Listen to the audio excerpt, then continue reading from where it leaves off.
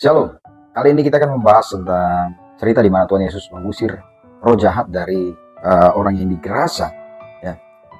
Di sini diceritakan bahwa Tuhan Yesus menyeberang ke daerah Gerasa dan baru saja dia turun, datanglah seorang yang kerasukan roh jahat dari pekuburan menemui dia. Nah, orang itu diam di sana, tidak ada seorang pun lagi sanggup mengikatnya sekalipun dengan rantai karena sudah sering dibelenggu dan dengan rantai ya. Tetapi rantainya diputuskan dan belenggunya dimusnahkan sehingga tidak ada seorang pun yang cukup kuat menjinakkannya. Siang malam ia berkeliaran di pekuburan dan di bukit-bukit sambil berteriak-teriak dan memukul dirinya dengan batu. Ketika melihat Yesus dari jauh, berlari ia mendapatkannya lalu menyembahnya. Dan dengan keras ia berteriak, "Apa urusanku? Urusanmu denganku? Hai Yesus, anak Allah yang maha tinggi." Ia tahu kalau ini adalah Yesus adalah anak Allah yang maha tinggi. "Demi Allah jangan siksa aku." Karena sebelumnya Yesus mengatakan kepadanya, "Hai engkau roh jahat, keluar dari orang ini." Jadi ketika Tuhan Yesus lihat orang ini, langsung Tuhan Yesus tahu ada roh jahat di situ, lalu diusir, ditangkap. Kemudian dia bertanya pada orang itu, "Siapa namamu?" Jawabnya, "Namaku Legion, karena kami banyak." Ia memohon dengan sangat supaya Yesus jangan mengusir roh itu keluar dari daerah itu, dan lain sebagainya. Kita langsung saja. Jadi ketika Tuhan Yesus mengusir setan ini, Legion yang artinya banyak, ke dalam babi-babi. Jadi roh ini minta diusir dalam babi-babi. Yang pertama, saudara, bicara tentang kuasa Tuhan Yesus tidak diragukan lagi. Kuasa yang ada dalam Tuhan Yesus itu kuasa yang sangat besar, ya. Tidak ada tandingnya. Segala roh apapun tunduk di hadapan Tuhan Yesus Kristus. Jadi dialah yang memang berkuasa atas bumi dan surga. Semua makhluk, kan roh jahat pun takluk. Jadi tidak ada yang perlu kita khawatirkan atau ragu lagi tentang kuasa yang ada dalam Tuhan Yesus itu lebih besar dari kuasa apapun yang ada di bumi ini. Jadi jangan takut, ya. Apapun kuasa roh jahat yang kita hadapi ketika kita berjalan bersama Yesus, percaya Tuhan berikan kuasa untuk kita menang. Yang kedua, tentang kondisi manusia, ya, kondisi manusia tanpa Kristus, ya. Orang yang kerasukan tersebut hidup dalam kegelapan, ya, hidup dalam keadaan yang sangat menyedihkan dan terasing. Ini sering memberikan gambaran tentang kondisi manusia tanpa pengharapan, jauh daripada Tuhan. Kita seperti orang gila Gerasa ini, ya, dan menghadapi banyak masalah yang sangat besar. Dan ketika mengalami perjumpaan dengan Tuhan, disitulah kita mendapatkan kelepasan, kebebasan.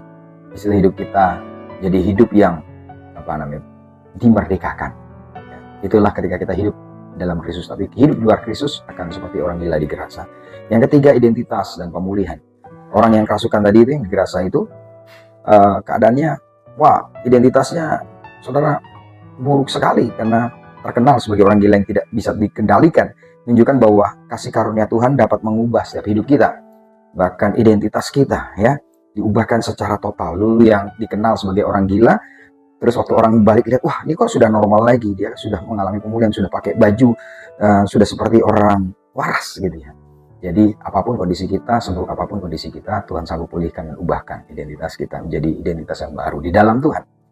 Nah, yang keempat, respon terhadap kasih karunia. Nah, ketika orang yang kerasukan Legion ini, ya, ingin mengikuti Yesus dan dia ngira agar dia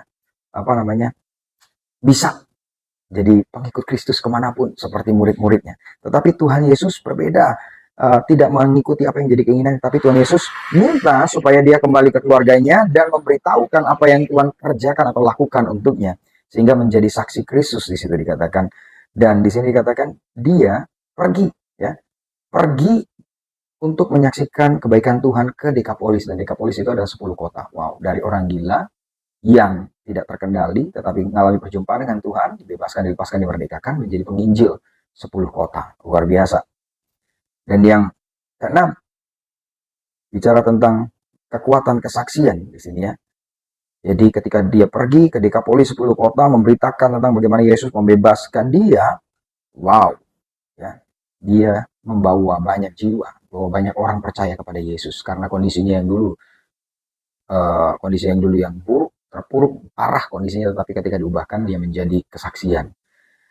Yang selanjutnya adalah penolakan oleh masyarakat. Jadi, saudara, orang-orang yang melihat orang gila itu tadi sembuh, tetapi babi-babi yang ada 2000-an itu terjun ke jurang, mereka merasa takut dan menolak, ya. Jadi ini merupakan, sekalipun ada mujizat di sana, tetapi belum tentu orang-orang di sekeliling mereka itu, di sekeliling orang gila ini, mereka menerima. Jadi mereka terusik kenyamanan mereka terusik, penghasilan mereka hilang banyak, ya. Jadi mereka menolak Tuhan hanya karena perubahan yang mengganggu kenyamanan mereka. Jadi jangan sampai kita menjadi penolak-penolak kehadiran Tuhan, penolak-penolak apa namanya ya, kuasa Tuhan yang terjadi di sekeliling kita oleh karena kenyamanan kita terusik. Jangan. Jangan sampai kita menjadi penghalang untuk pembangunan rohani atau perubahan dalam lingkungan kita, dalam gereja, kota, ketika kita ngerasa kita terusik atau kita ngerasa kenyamanan kita diambil.